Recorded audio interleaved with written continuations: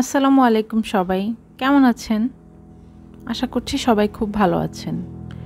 আমার খুব বোরিং লাগছিল, তাই ভাবলাম আমার মন খারাপের দিনে একটি ব্লগ আপনাদের সাথে শেয়ার করি। সেদিন সকাল থেকে মনটা ভালো লাগছিল না, অস্থির অস্থির লাগছিল। তাই সন্ধ্যা থেকে ভাবলাম যে ঘরে বসে না থেকে বাহির থেকে একটু ঘুরে আসি আর কিছু খেয়েও আসি। কিছু খেলে আবার আমার মনটা সবসময় ভালো হয়ে যায়।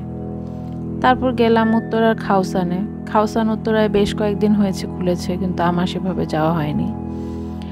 খাউসানে গিয়ে ওখানে পরিবেশ ভালোই ছিল, বেশ নিট অ্যান্ড ক্লিন, যেহেতু নতুন রেস্টুরেন্ট। কিন্তু ওখানে গিয়ে একটা জিনিস খুব অবাক হলাম। এখনকার মানুষেরা বেশ শৌখিন। ওখানে গিয়ে না, বেশ কয়েকদিন ধরে আমি এই জিনিসটা রিয়েলাইজ করছি যে এখনকার মানুষেরা বেশ শৌখিন।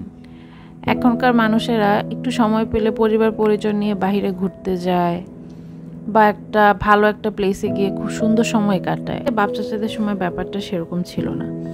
আমাদের বাপ চাচারা বন্ধের দিনগুলোতে ঘাপটি মেরে ঘরে বসে থাকতো, খুব গম্ভীর মুখে পত্রিকা পড়তো বা খবর দেখতো টিভিতে। কিন্তু এখনকার মানুষেরা মোটেও এমন না। তারপরে এই যে মেনু কার্ড আপনাদের সবার জন্য, এখানে আপনারা প্রাইসটা আন্দাজ করতে পারবেন। এই তো চলে এলো আমাদের খাবার আমরা নিয়েছিলাম দুইটা আইটেম, একটা হচ্ছে সুইমাই আর একটা হচ্ছে প্যাড থাই নুডলস। সুইমাইটা আমার কাছে বেশ এভারেজ লাগছে, এর চেয়ে ভালো সুইমাই আমি খাইছি। মানে এই প্রাইসে এই রেঞ্জে এর চেয়ে ভালো সুইমাই পাওয়া যায় উত্তরাতে। আর সুইট চিলি সস দিয়ে আমার আবার সুইমাইটা বেশ ভালো লাগে, মানে আমার টেস্ট বাটের সাথে যায় আর কি। আপনারাও ট্রাই করে দেখুন, বেশ ভালোই লাগে সুইট চিলি সস দিয়ে সুইমাইটা।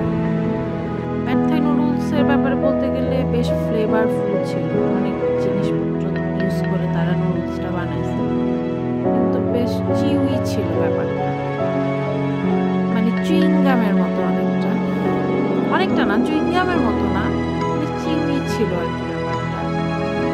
ভালো ছিল, এভারেজ। আমার খুব একটা ভালো যে লাগছে তাও না, আবার যে খারাপ বলবো তাও না।